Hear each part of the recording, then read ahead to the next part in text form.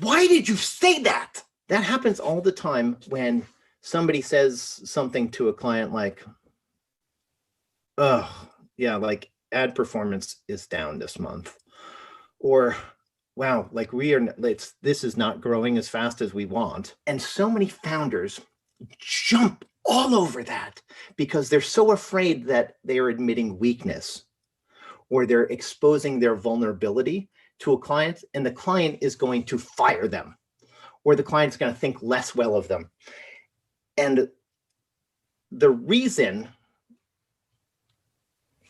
people have that fear is because they've mixed themselves and the client happiness piece. And so they think that they are responsible for client happiness. And if you admit vulnerability or weakness, it will diminish your capacity to create client happiness. And so the big issue isn't that somebody said something that you wouldn't.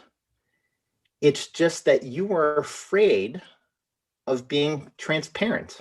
And so that you feel defensive about your role as an agency owner, and you don't feel close enough to the client. So if your client relationships cannot withstand a flub or a misstatement, it's not the misstatement that is at issue. It is the fact that you don't have a close enough relationship with your client. You don't trust them enough to trust you.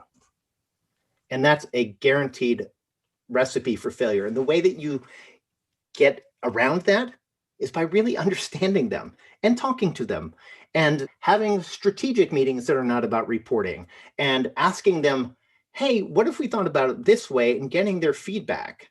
And so you've got to understand what their world is like, and so that you can position your agency as additive to their life rather than just being a vending machine where you put in dollars and return on ad spend comes out.